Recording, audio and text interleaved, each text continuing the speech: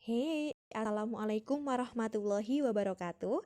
Alhamdulillah kita bertemu kembali nih dalam mata pelajaran IPS untuk materi yang terakhir sebelum kita lanjutkan ke PTS ataupun ke bab 2 nanti. Nah, kita akan sama-sama hari ini belajar tentang dinamika kependudukan Indonesia. Ada apa saja sih dengan materi dinamika kependudukan Indonesia? Yang pertama-tama akan kita bahas adalah berkaitan dengan pengertian dinamika kependudukan Indonesia, yang kedua jumlah dan sebaran penduduk, yang ketiga komposisi penduduk Indonesia, dan yang keempat kita juga akan belajar bersama-sama tentang pertumbuhan dan bagaimana kualitas penduduk Indonesia. Baik, yang pertama dinamika penduduk. Apa sih dinamika penduduk? Dinamika dari kata dinamis atau selalu berubah. Berbeda dengan statis yang tetap. Nah, dinamika penduduk merupakan perubahan jumlah penduduk dalam suatu wilayah, di mana disebabkan oleh beberapa hal atau beberapa faktor, yaitu kelahiran atau natalitas, kematian atau mortalitas, dan perpindahan atau migrasi. Di mana faktor kelahiran dan kematian ini merupakan atau dinamakan dari faktor alami, sedangkan perpindahan atau migrasi itu dinamakan dengan faktor non-alami karena bisa direkayasa manusia. Tetapi untuk kelahiran dan kematian itu memang sudah kodrat dari Allah, makanya dikatakan faktor alami. Kemudian yang kedua berkaitan dengan jumlah dan sebaran penduduk Indonesia. Kalau kita lihat jumlah penduduk Indonesia merupakan jumlah penduduk Indonesia sangat besar ya, bahkan menjadi menempati 4 terbesar sedunia setelah Cina, India, dan Amerika Serikat. Karena kita juga lihat ya, kita patut melihat juga bahwa Indonesia letaknya juga sangat luas, maka tidak menutup kemungkinan jumlah penduduk kita juga menjadi salah satu jumlah penduduk terbesar dunia juga. Nah, untuk sebaran penduduk Indonesia masih ya di Pulau Jawa, merupakan daerah terpadat di Indonesia dengan pusat pemerintahannya ada di Jakarta. Maka dari itu memang Pulau Jawa ini sangat diminati oleh masyarakat dari Indonesia ya, dari segala penjuru, bahwa menganggap Pulau Jawa itu merupakan pulau pentingnya dari Indonesia. Nah, maka dari itu kita patut bersyukur nih, kita sudah hidup di Pulau Jawa, kita bisa bersekolah, bisa ada di pulau yang memang menjadi rujukan banyak saudara-saudara kita yang dari luar Jawa. Nah, pertanyaannya, mengapa Pulau Jawa menjadi tempat terpadat sih, tempat terpadat di Indonesia? Emangnya kenapa ya? Ada apa dengan Pulau Jawa? Nah, sebelum menjawab itu, kita lihat dulu, berarti bisa disimpulkan bahwa mengapa ya tadi Pulau Jawa menjadi tempat terpadat di Indonesia? Salah satunya, kita lihat bahwa ibu kota kita ada di Pulau Jawa, yaitu tepatnya di Jakarta, di mana segala sesuatu yang dekat dengan tempat pemerintahan otomatis akan menjadi ramai atau ramai dikunjungi ataupun diminati oleh banyak orang, karena yang biasanya ya kalau kita lihat di daerah perkotaan otomatis lebih ramai daripada di daerah luar kota ya, karena tadi sarana prasarananya lengkap, dekat dengan kota pemerintahan, otomatis kan semuanya serba ada. Berbeda dengan saudara-saudara kita yang mungkin ada di luar pulau ya. Mungkin saat ini tidak bisa menikmati pembelajaran daring seperti kita. Jangankan punya HP ya, mungkin sinyal saja tidak ada. Nah, kita patut bersyukur. Kita sudah mendapatkan fasilitas yang luar biasa ya. Kita ditakdirkan hidup di Semarang, tepatnya di perkotaan juga. Nah, dari sini kita simpulkan bahwa persebaran penduduk Indonesia ternyata kondisinya belum merata, ya.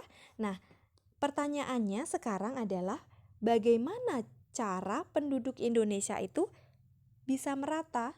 Dan yang kedua, apa dampak dari penduduk Indonesia yang tidak merata? Nah, bagaimana cara penduduk Indonesia bisa merata? Salah satunya, pemerintah sudah menerapkan beberapa program untuk meratakan jumlah penduduk. di mana yang pertama pemerintah mengadakan yang namanya transmigrasi.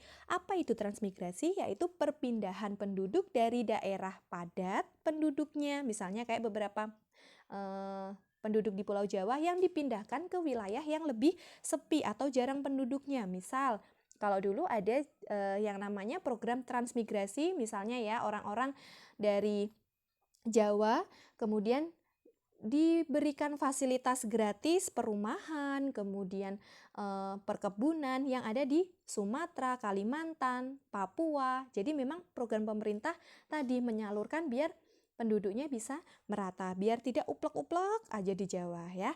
Untuk yang kedua, salah satu cara yang kedua yaitu pemerintah juga mulai membangun ya sarana serta prasarana. Jadi memang bukan hanya sarana transportasi saja yang dibangun di pulau selain Jawa, sarana pendidikan, kemudian sarana rumah sakit, ya kan? Jadi maka dari itu makanya kenapa pemerintah mengadakan program tadi pembangunan di luar Pulau Jawa. Karena tujuannya agar orang-orang selain di Pulau Jawa bisa merasakan kenyamanan juga yang sama, walaupun masih prosesnya bertahap, begitu. Nah, selanjutnya, yang kedua, apa dampak dari penduduk Indonesia yang tidak merata? Ketika penduduk Indonesia ini tidak merata, otomatis nanti mempengaruhi juga terhadap kesejahteraan masyarakat Indonesia yang lain, ya. Dampaknya misalnya muncul daerah-daerah kumuh. Ketika kita lihat Jakarta misalnya, orang-orang banyak berbondong-bondong ke Jakarta. Ataupun mungkin dulu sebelum Semarang ditertibkan juga banyak orang-orang yang mencari nafkah di Semarang dengan mendirikan bangunan-bangunan liar. Nah, itu salah satu dari dampak penduduk Indonesia atau persebaran penduduk Indonesia yang tidak merata. Selain kumuh juga nanti akan rawan juga yang namanya pengangguran serta rawan juga kejahatan, ya kan? Ketika semua orang berbondong-bondong pengen ke kota, otomatis ketika kota lahan pekerjaannya juga terbatas, mereka di kota ngapain, ya kan? Nah, mereka akhirnya muncullah tindak kejahatan karena banyaknya pengangguran atau pemerataan fasilitas yang tidak merata. Begitu ya. Jadi memang dampak dari persebaran penduduk yang belum merata ini sangat besar nanti terhadap kesejahteraan suatu negara. Nah, oke, baik. Tadi, ada tambahan, mungkin ada beberapa juga nih cara pemerintah Indonesia agar penduduknya merata. Banyak program-program yang diluncurkan pemerintah ya, selain tadi transmigrasi, kemudian membangun sarana prasarana, juga salah satunya menyalurkan beberapa tenaga kerja ke beberapa pulau Jawa. Bahkan sekarang ada misalnya nih dibuka lowongan pekerjaan tetapi di luar Pulau Jawa, misalnya seperti itu ya, ataupun ikatan-ikatan dinas tetapi harus mengabdi dulu di luar Pulau Jawa. Nah, itu adalah salah satu upaya dari pemerintah agar pulau-pulau yang lain tidak tertinggal, begitu. Nah, baik, yang ketiga kita akan sama-sama membahas tentang komposisi penduduk. Nah, komposisi penduduk itu apa sih? Komposisi penduduk adalah pengelompokan penduduk bisa berdasarkan usia, bisa berdasarkan jenis kelamin, mata pencaharian, agama, dan lain-lain sesuai dengan kebutuhan pemerintah. Paham ya? Jadi dikelompokkan, tujuannya apa? Memudahkan untuk nanti pendataan. Misalnya akan ada bantuan pendidikan. Nah, otomatis pengelompokan penduduknya berdasarkan usia, ya kan? Usia sekolah dengan usia yang tidak sekolah. Jadi maka dari itu penting adanya komposisi atau pengelompokan penduduk agar tadi pemerintah bisa menerapkan programnya tepat sasaran. Paham ya? Nah, komposisi penduduk ini biasanya dilihat, pemerintah bisa mendapatkan data penduduk dilihat dari yang namanya program sensus atau pendataan penduduk. Bahkan tahun 2020 ini sensus penduduknya sudah online loh. Sudah tidak, walaupun nanti ada manual, tetapi kemarin sudah diluncurkan sensus atau pendataan penduduk secara online. Jadi biar mudah ya, semua orang biar bisa mengakses. Kemudian Nah, contoh dari komposisi ataupun pengelompokan penduduk ini biasa yang sangat lazim itu berdasarkan usia, di mana ada usia belum produktif, usia produktif, ini produktif ya, dan usia tidak produktif. Di mana usia belum produktif itu dikategorikannya biasanya usia 0 sampai 14 tahun. Usia produktif adalah usia 15 sampai 64 tahun dan usia tidak produktif itu biasanya yang berusia lebih dari 65 tahun. Makanya yang dikatakan para pekerja ketika sudah berumur 60 tahun ataupun 65 tahun itu biasanya sudah pensiun atau purna tugas karena sudah tidak produktif lagi dalam artian ya secara fisik, kesehatan kan gitu. Nah, ini kalau usia kalian ini memang kategori masih belum produktif, tetapi akan menjelang ke usia produktif. Nah, siap-siap nih kalian nanti akan menjadi bintangnya dari Indonesia karena kalian di generasi kalian nantilah yang akan melanjutkan kepemimpinan selanjutnya. Nah, ada lagi komposisi komposisi penduduk berdasarkan jenis kelamin atau biasa dikenal dengan seks rasio. Ini kurang X ya. Itu juga kenapa diadakan komposisi penduduk berdasarkan jenis kelamin? Juga tadi pemerintah bisa mengetahui daya kerja ataupun mungkin tadi ya ada pendataan bantuan untuk misalnya di daerah mana di daerah Semarang misal kayak gitu ya. Oh, daya kerjanya antara laki-laki dan perempuan seperti apa? Berapa persen seperti itu. Jadi memang untuk memudahkan pada dasarnya pengelompokan ini digunakan untuk memudahkan pemerintah nanti untuk menentukan program ke depan. Begitu. Di mana pemerintah mendapatkan komposisi atau pengelompokan penduduk ini dari sensus penduduk. Di mana sensus penduduk diadakan 10 tahun sekali. Gitu ya. Oke. Baik, next. Yang keempat yaitu pertumbuhan penduduk. Pertumbuhan penduduk ini tadi dipengaruhi oleh 3 faktor, kelahiran, kematian, dan perpindahan. Ya, dengan rumus ketika kita mau mengetahui nih pertumbuhan penduduk kecamatan Pedurungan misalnya.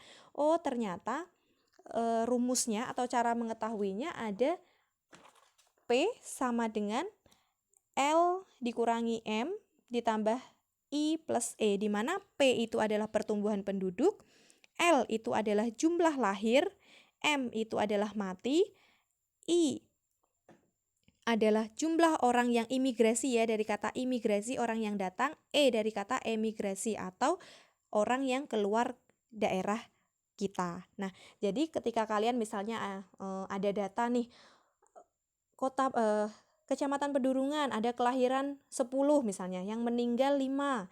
Kemudian yang jumlah penduduk pendatangnya ada 20, yang keluar misalnya ada 3. Nah, kalian bisa menghitung pertumbuhan penduduknya berapa persen seperti itu atau berapa jumlah pertumbuhan penduduk. Yang kedua, ada cara menghitung kepadatan penduduk suatu wilayah di mana jumlah penduduk rumusnya adalah jumlah penduduk dibagi luas wilayah. Misalnya nih Kecamatan Pedurungan jumlah penduduknya 10.000. Luas wilayahnya 10 meter persegi misalnya. Nah, tinggal jumlah penduduk keseluruhan dibagi luas wilayah. Nanti soal-soal ini akan kalian temukan di kegiatan pembelajaran 4 atau soal di modul halaman 13. Ini nanti ada latihannya. Jadi biar kalian bisa langsung aplikasi. Nah, perhitungan sederhana ini bisa kalian praktikkan juga nih untuk melihat laju pertumbuhan penduduk atau kepadatan penduduk di wilayah kalian masing-masing. Di RT bisa, di RW bisa, seperti itu ya. Oke. Dan selanjutnya ya. Bagaimana kondisi pertumbuhan penduduk Indonesia dan apa dampaknya? Coba kalau kita lihat bagaimana kondisi pertumbuhan penduduk Indonesia, ternyata kondisi pertumbuhan penduduk Indonesia ini dikatakan tadi ya, karena pertumbuhan penduduk Indonesia ini jumlah penduduknya banyak, dikatakan bahwa Indonesia ini memiliki jumlah penduduk yang sangat tinggi ataupun di mana laju pertumbuhan penduduknya ini dikategorikan sangat cepat.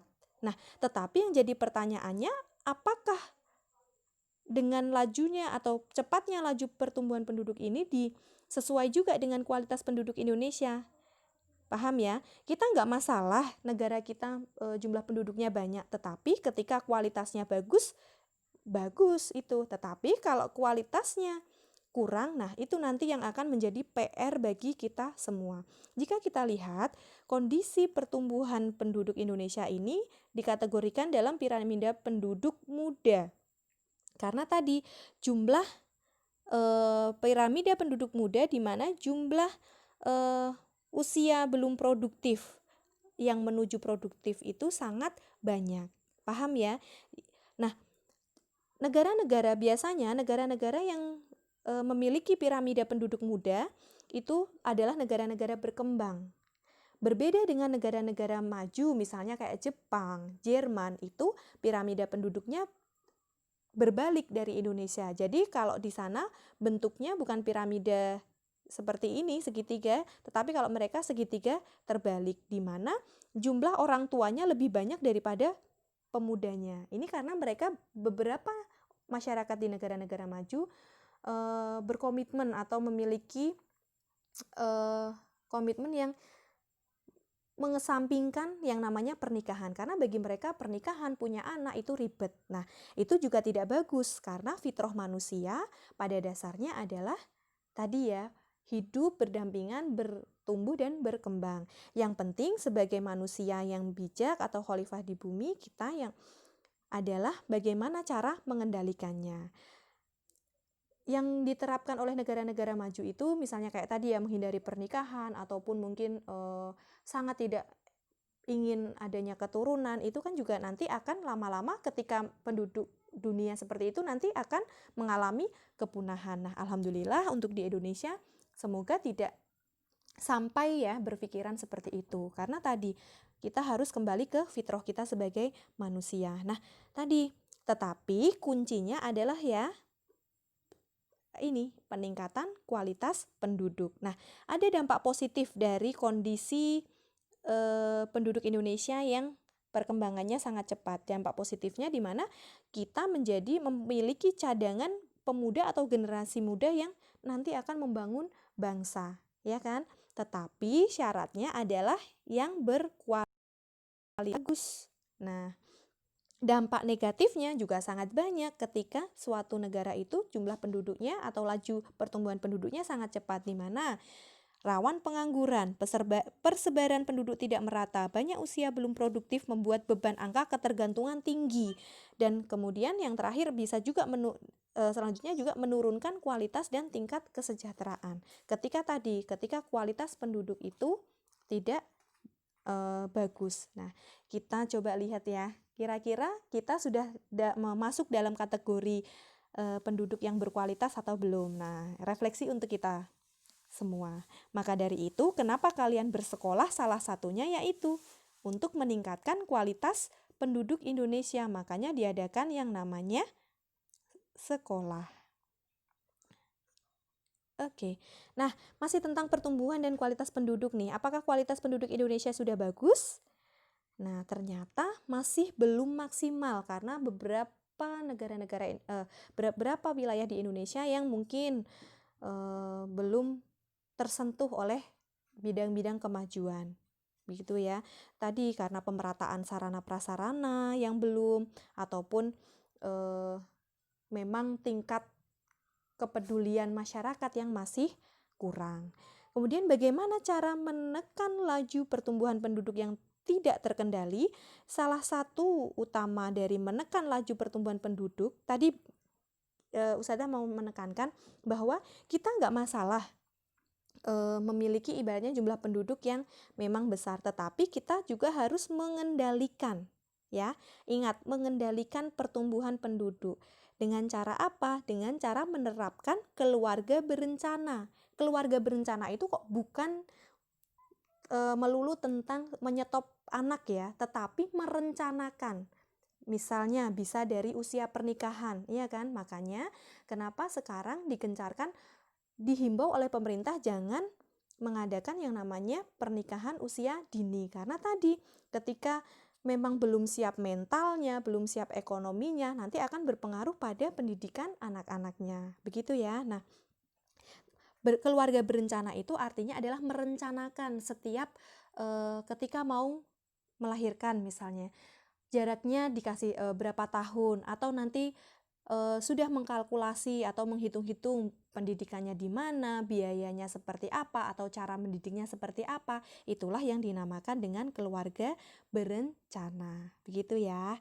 Nah, untuk salah satunya tadi, keluarga berencana ini juga nanti akan bisa juga meningkatkan kualitas penduduk Indonesia ketika penduduk kita sudah mulai merencanakan pendidikannya, merencanakan bagaimana nanti menyiapkan masa depan putra-putrinya. Itu nanti akan tadi selaras juga dengan menjadikan kualitas penduduk Indonesia menjadi lebih baik.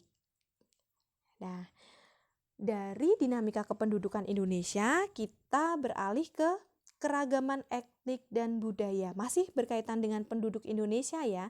Nah, ternyata penduduk Indonesia yang sangat besar tadi memiliki ragam etnik dan budaya. Kalian bisa lihat materi lebih lanjut di buku paket. Nah, salah satunya nih ada keragaman budaya dalam rumah adat, alat musiknya, baju adatnya, tari-tariannya, senjatanya memiliki ciri khas yang berbeda-beda, di mana ini merupakan keunggulan atau daya minat pariwisata di Indonesia ya. Nah, di sini ada rumah tongkonan dari Sulawesi Selatan atau Toraja. Ya, ini makanya banyak turis yang ke sana. Kemudian ada alat musik sasando dari Nusa Tenggara Timur. Ada tari seudati Aceh. Kemudian ini ada alat musik dari Jawa Barat yaitu angklung. Selanjutnya ada baju ulos dari Sumatera Utara dan ada kujang dari alat atau senjata tradisional dari Jawa Barat. Nah, sebenarnya bukan hanya ini sih, ini hanya contoh saja yang Ustadzah tampilkan di sini, hanya contoh saja. Bisa kalian lihat, mungkin materi ini bahkan di SD juga sudah diajarkan ya.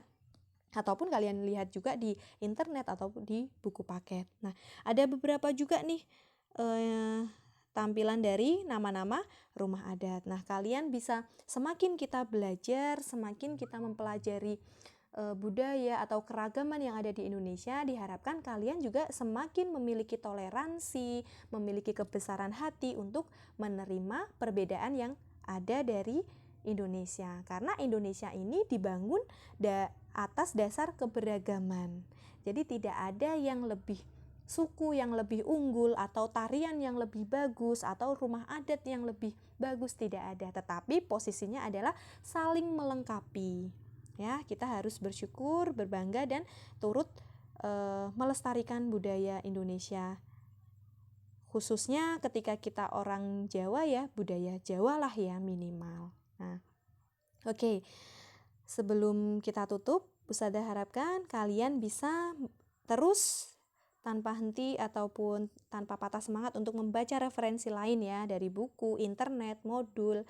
Kemudian juga kalian juga harus mengingat bahwa PTS sebentar lagi, manfaatkan waktu belajar dengan baik. Kemudian kerjakan latihan soal di modul ataupun buku paket ataupun nanti kuis dari Ustadzah dengan sesuai petunjuk yang disertakan ya. Jadi Ustadzah harapkan kalian ini mengerjakan tugas ataupun latihan soal sesuai aturan ya. Dan yang terakhir, aktif bertanya ke guru atau teman jika ada materi yang tidak kalian mengerti. Ingat, ada pepatah, malu bertanya, sesat di jalan. Jadi kalian jangan sungkan-sungkan jika ada materi ataupun soal yang susah, tanya, wapri ke Ustadzah ya. Jangan diam saja. Nanti kalau terlalu lama dipendam, diam jadinya jerawat. Oke, baik, itu saja dari Ustadzah Revita. Terima kasih atas perhatiannya, semoga bermanfaat. Wassalamualaikum warahmatullahi wabarakatuh.